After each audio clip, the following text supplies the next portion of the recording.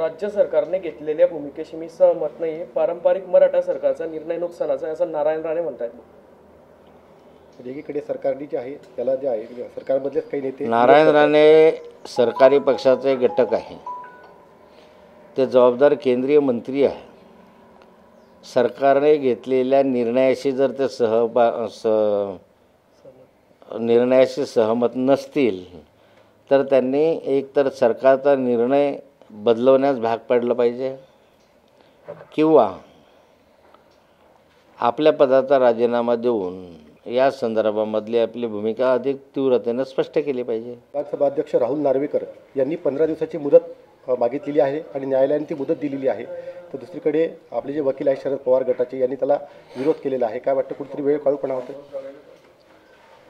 राष्ट्रवादी काँग्रेसचा निर्णय जो आहे तो 15 दिवसाच्या आत लावावा असं पूर्वी सुप्रीम कोर्टाने जजमेंट दिलं होतं. म्हणजे विशिष्ट मुदतीच्या आत लावावा असं सुप्रीम कोर्टाचं म्हणणं होतं.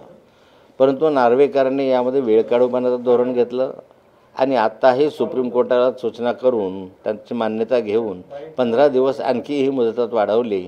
म्हणजे जसजशा निवडणुका जवळ येत आहेत तसतसे हे मुदत वाढत आहे. म्हणजे एक प्रकारचे जे संभ्रम चिन्हाच्या बाबत असेल किंवा पक्षाच्या संदर्भामध्ये ते कायम ठेवण्याचा प्रयत्न हा सत्ताधारी पक्षाकडनं केला जात आहे. नार्वेकर शेवटी एका सत्ताधारी पक्षाचे प्रमुख आहे.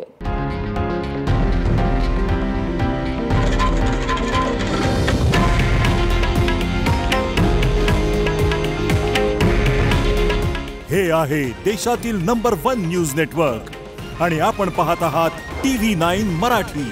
काळजी तुमची, हित महाराष्ट्राचं.